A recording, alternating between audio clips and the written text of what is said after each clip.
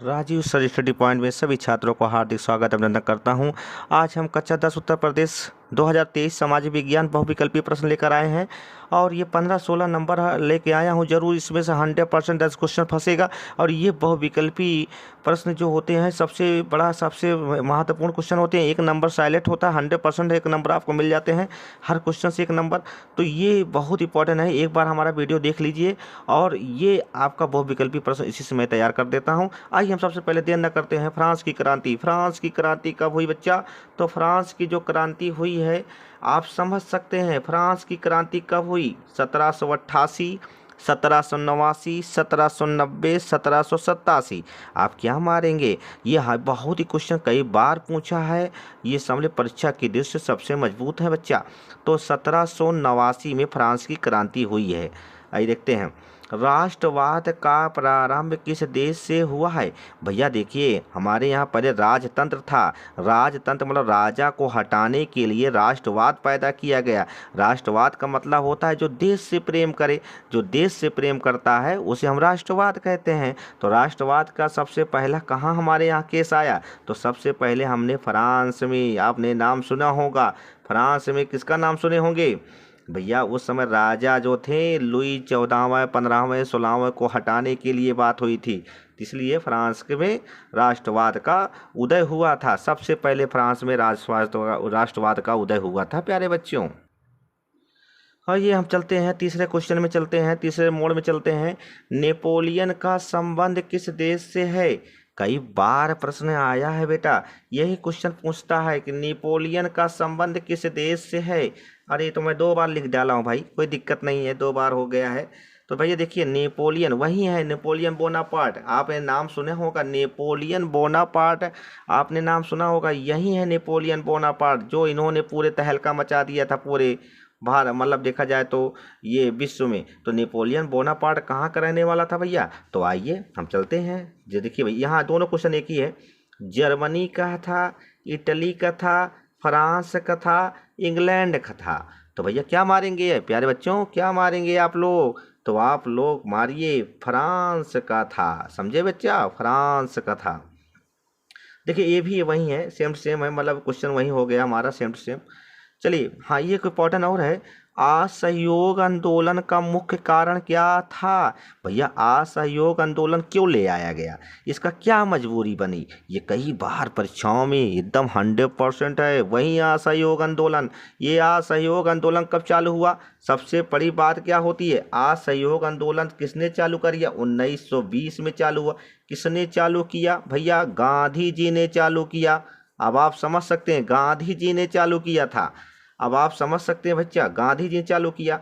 तो 100% है। ये किसके लिए चालू किया गया था भैया? तो ये चालू जो हुआ था बच्चा, ये सीधा रॉलेट एक्ट। कौन सा भैया? Rowlatt act. रॉलेट एक्ट ये कई बार परीक्षाओं के देश मजबूत है क्वेश्चन। लो, जिसका इंतजार था वो आ गया। हमने बताया महात्मा गांधी ने, अभी देखो असहयोग आंदोलन की हम बात कर रहे थे, तो वहीं असहयोग आंदोलन आ भी गया। अब आप समझ सकते हैं, असहयोग आंदोलन आ भी गया, सोचने वाली बात है। तो असहयोग आंदोलन किसने चलाया था? तो देखो भैया, यह पूछा है महात्मा गांधी ने असहयोग आंदोलन कब प्रारंभ किया। इसके पहले हमने बताया, फिर आ गया क्वेश्चन, वही आ गया। ये 1919, 1920, 1922, 1924, 1920। ये 100% अभी अभी मैंने बताया था, और जो क्लियर आ ही गया क्वेश्चन। चौरी चौरा कांड में हिंसात्मक घटना कब घटी भैया? 5। हाँ भैया, ये चौरी चौरा है कहाँ भैया? ये भैया चौरी चौरा गोरखपुर, गोरखपुर में है। अब गोरखपुर कहाँ है? यूपी में है। यहाँ मामला का हुआ भैया, मामला का भिंडी हो गया। मामला यहाँ था, 22 सिपाही को यहाँ पर क्या किए भारतीयों ने, यहाँ का शराब देखिए, यहाँ का आंदोलन कर रहे थे असहयोग आंदोलन। उसी असहयोग आंदोलन में 22 सिपाहियों को क्या कर दिया? थाने में आग लगा दिया। जब थाने में आग लगा दिया तो 22 सिपाही जल बुझ के राख हो गए थे। समझे? ये हिंसात्मक घटना कब घटी भैया? 10 फरवरी 1927, 9 अप्रैल 1930। तो ये 100% यही आपका सही है, 5 फरवरी 1922 को। हाँ, ये सब देखिए, ये क्वेश्चन का बाप है। आर्थिक महामंदी का प्रारंभ किस वर्ष हुआ? तो भैया ये समझ लो परीक्षा की दृष्टि से सबसे ज़्यादा महत्वपूर्ण क्वेश्चन यही है। 1919, 1924, 1929, 1934, 1929, ये कई बार क्वेश्चन आया है बेटा, ये समझ लो मोस्ट इम्पोर्टेंट रख लो, मोस्ट, क्योंकि ये आने का बहुत ही चांस है, ये आना निश्चित है बेटा। चलिए बेटा, विश्व व्यापार संगठन की स्थापना कब हुई? देखो क्वेश्चन 8वां है बेटा, विश्व व्यापार की संगठन की स्थापना कब हुई? न्यूयॉर्क में हुई, वाशिंगटन में हुई, जिनेवा में हुई, ऑस्ट्रिया में हुई। तो भैया बहुत ही इंपॉर्टेंट क्वेश्चन है, ये कई बार परीक्षाओं में आ चुके हैं और आने की फुल व्यवस्था है, फुल। तो भैया जिनेवा में हुई है, जिनेवा। संयुक्त राष्ट्र संघ का मुख्यालय कहाँ पर स्थित है? Washington, Geneva, New York, Austria. देखिए ऑस्ट्रिया, संयुक्त राष्ट्र संघ मतलब होता है अमेरिका, अमेरिका का मुख्यालय भैया न्यूयॉर्क। बहुत क्वेश्चन पूछता है। निम्नलिखित में से किस प्रांत में सोपानी खेती की जाती है? सोपानी का मतलब क्या होता है भैया? सीढ़ीदार, सीढ़ीदार जो खेती की जाती है, मतलब वहाँ पर क्या बनाया जाता है, जैसे मतलब परतदार, परत परत परत परत बनी जाती है, यहाँ पानी डालो यहाँ तक नीचे चली जाती है, सीढ़ीदार खेती की जाती है भैया। पंजाब में नहीं की जाती, उत्तर प्रदेश, हरियाणा, उत्तराखंड, उत्तराखंड में की जाती है भैया, क्योंकि पहाड़ होता है, पहाड़ों पे पानी ले आना इतना आसान नहीं होता है, ऊपर छोड़ते हैं नीचे तक पहुँच जाता है। ये बेटा सबसे बड़ी बात है। देखिए 11वां प्रश्न देखते हैं, ये क्वेश्चन बहुत ही इंपॉर्टेंट है, इसमें लड़के बच्चे समझ नहीं पाते हैं। पंजाब में भूमि निम्नीकरण का प्रमुख कारण क्या है? भैया बहुत पूछता है। खनन क्रिया, खनन माने खुदाई कर लेना, वन उन्मूलन या अत्यधिक सिंचाई, अति पशुचारण। निम्नीकरण का मतलब होता है क्या भैया? मतलब देखा जाए पैदावारी खत्म, मतलब उसके ज़मीन की वैल्यू खत्म। निम्नीकरण मतलब है कि जिसमें मात्राएं खत्म, खेती करने लायक नहीं रह जाता है। तो भैया क्या है? ये है अत्यधिक सिंचाई। अब आइए, निम्नलिखित में से किस राज्य में काली मिट्टी सर्वाधिक पाई जाती है? ये भैया इंपॉर्टेंट कर लो, ये इंपॉर्टेंट कर लो, ये कई बार आता है। ये भैया कहाँ है काली मिट्टी? काली मिट्टी का निर्माण होता है भैया ज्वालामुखी से होता है। किससे होता है भैया? ज्वालामुखी से निर्माण होता है। तो आप समझ सकते हैं, झारखंड, गुजरात, राजस्थान, बिहार, कहाँ है ज्वालामुखी से निर्माण भैया? तो भैया गुजरात मार दो भैया, जो काली मिट्टी का निर्माण होता है। निम्न में से किस राज्य में काली मिट्टी पाई जाती है? अच्छा वही क्वेश्चन बार बार आ गया, सॉरी इसके लिए भैया, वही बार बार क्वेश्चन आता है, मार दो भैया, यही है, बार बार आना पड़ेगा। ये देखो भैया, ये क्वेश्चन आ गया, ये बहुत इंपॉर्टेंट है।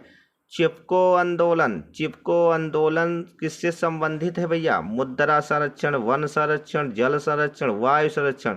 भैया चिपको आंदोलन सुंदरलाल बहुगुणा ने चालू किया था, सुंदरलाल बहुगुणा। ये कहाँ चालू हुआ? उत्तराखंड में, उत्तराखंड में यहाँ महिलाओं ने चालू किया था।